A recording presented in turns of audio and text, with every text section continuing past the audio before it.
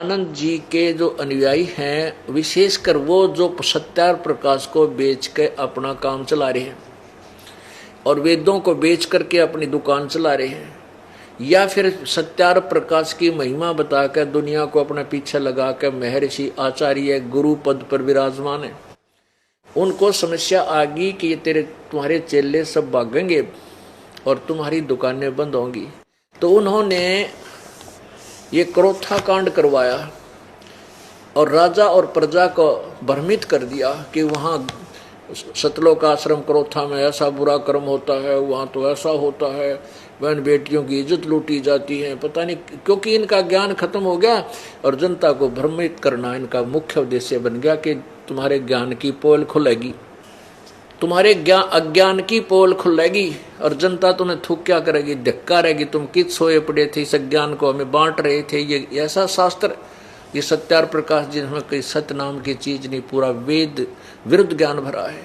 तो इन्होंने ये सोचा कि रामपाल को तो मार दो और आश्रम न उजाड़ दो, इतनी अफवाह फैला दो कि इनके शिष्य भी इससे दूर भाग जाएं।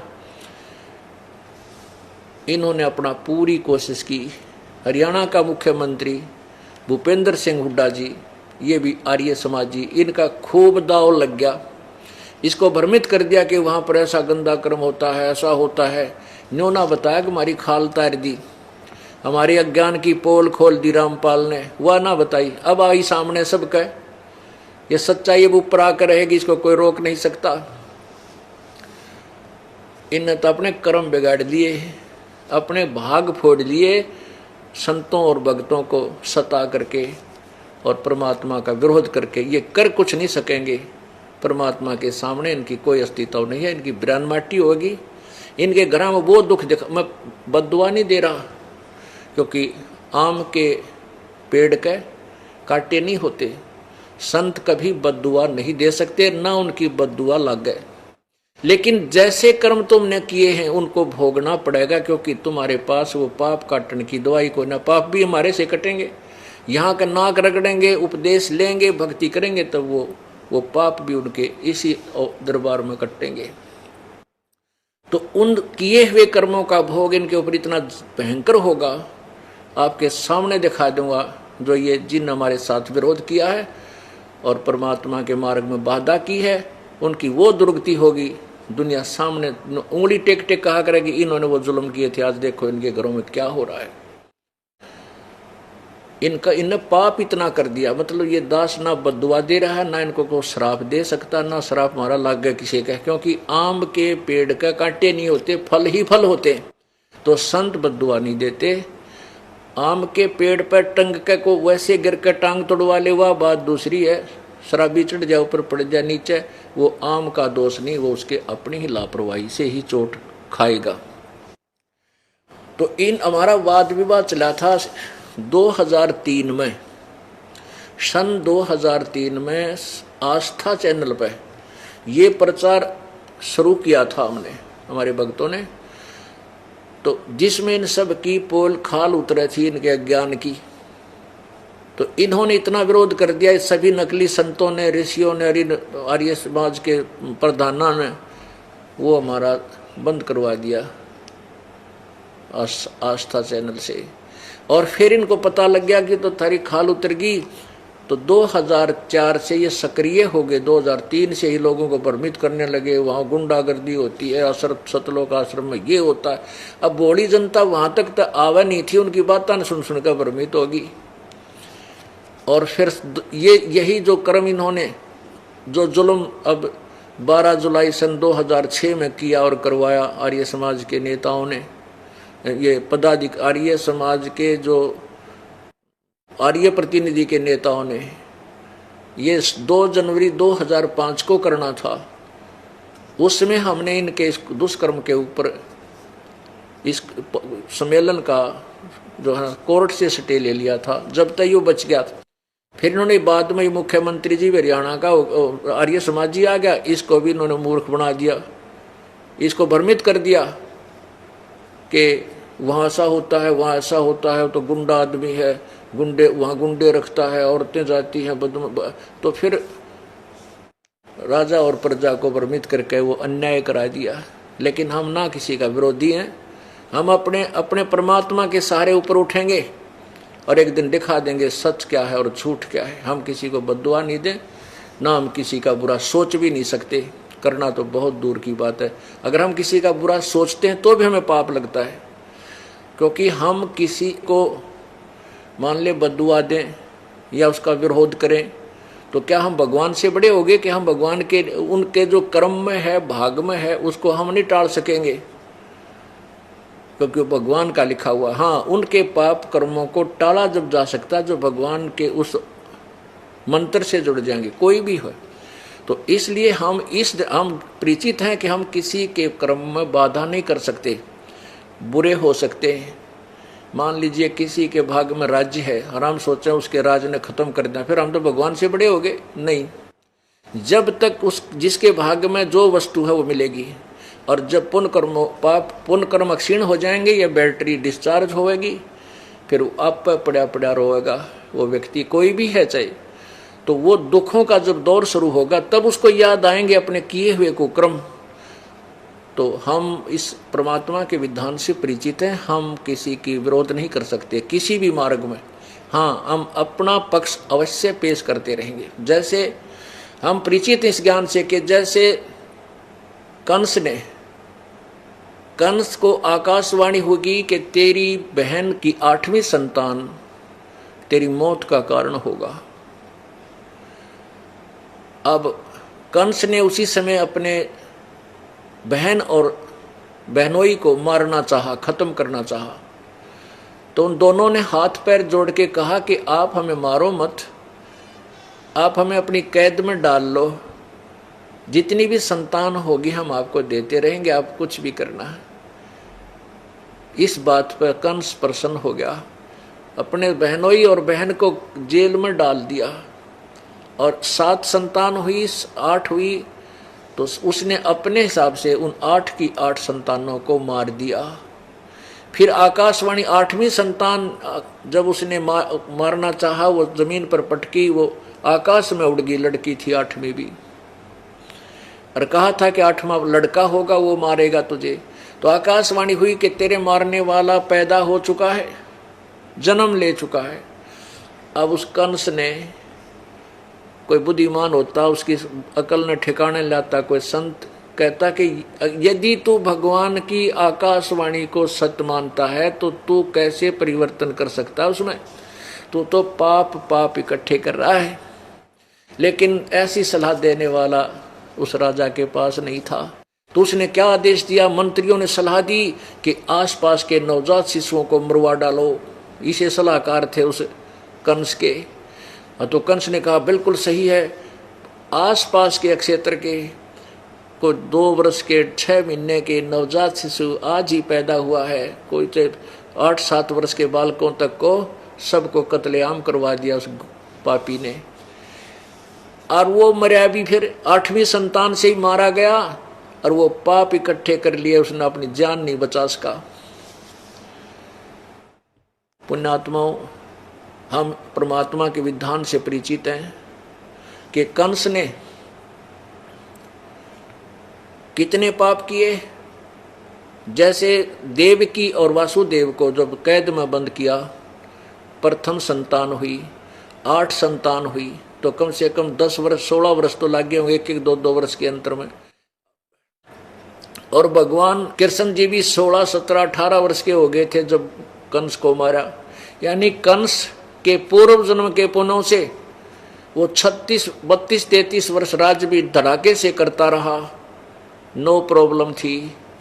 और जब उसके पाप सामने खड़े हुए तो उसकी वाह बिरान माटी की। और किस उपमा से उसको याद किया जाता है?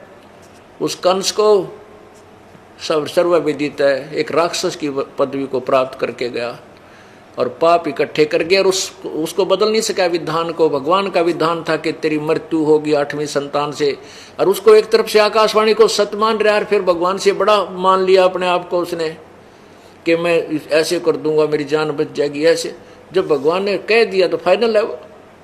प्रार्थना करते रहना चाहिए था, हाथ जोड़े बैठा रहना चाहिए था, भगवान कब सी आओगी मेरी मौत, उससे पहले मैं कोई पुण्य कर लूँ, अच्छे काम कर लूँ।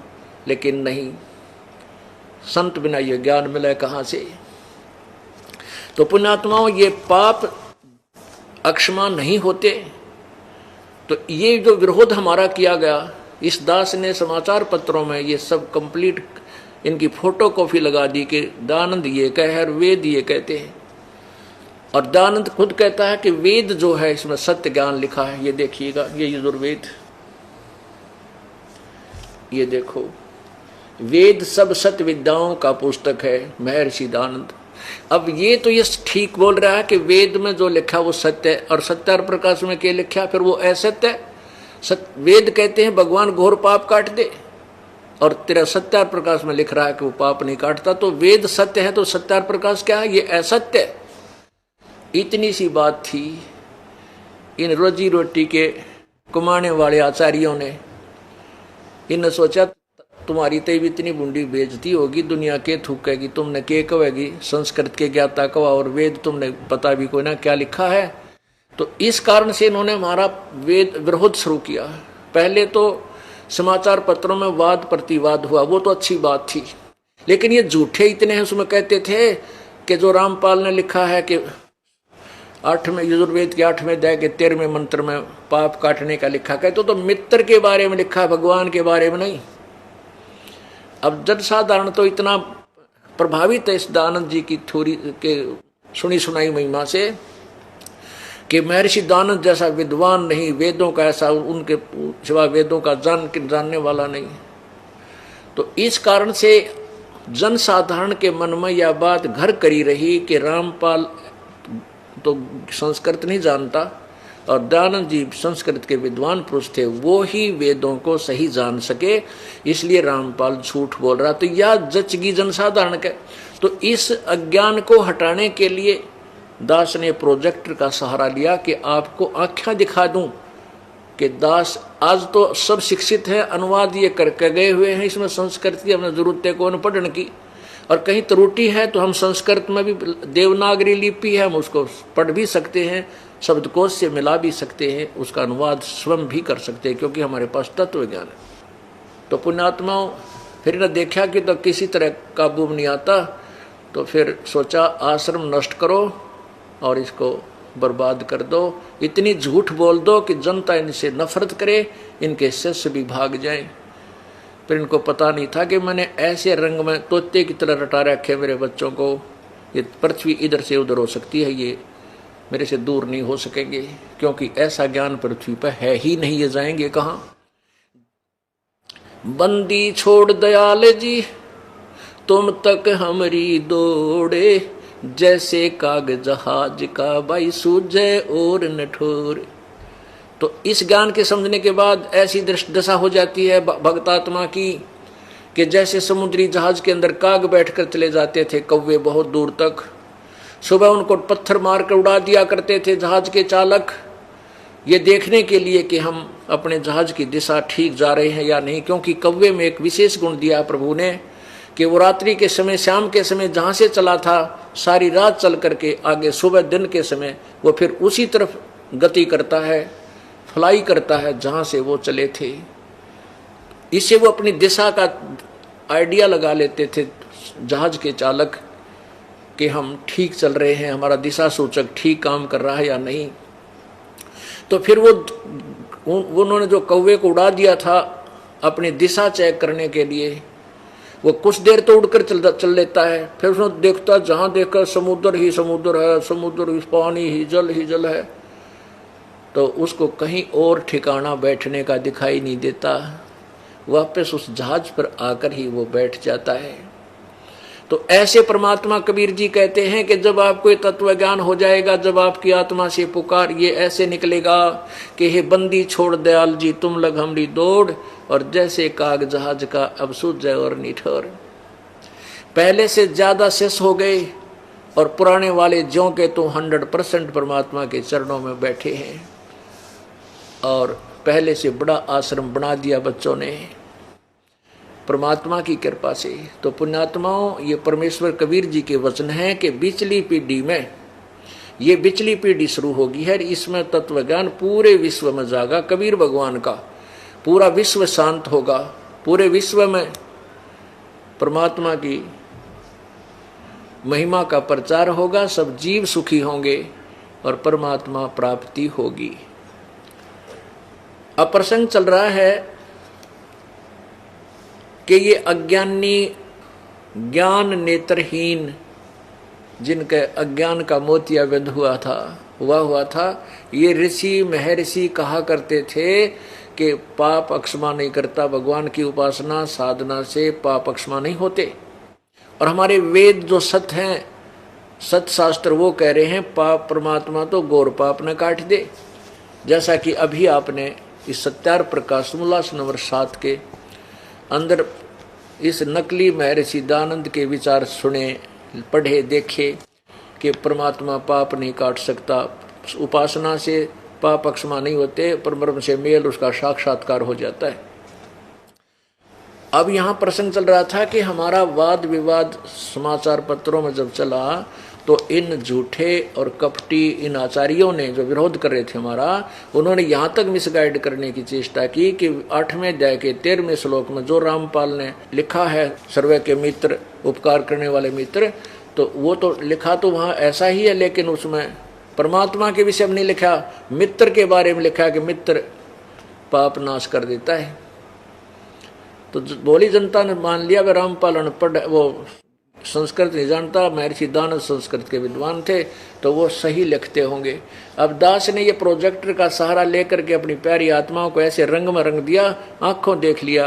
अब ये चाहे ब्रह्मा आ जाओ, विष्णु शिव भी आ जाओ, ये ज्ञान में उनसे मार नहीं खा सकते, उनको हरा देंगे, ज्ञान के से उनको छुक्के छुड़ा देंगे हमारे बच्चे, क्योंकि ये परमेश्वर कबीर जी का दिया हुआ ज्ञान है। परमेश्वर कबीर जी पूर्ण ब्रह्म है, सारी सृष्टि के रचनहार हैं, कुल के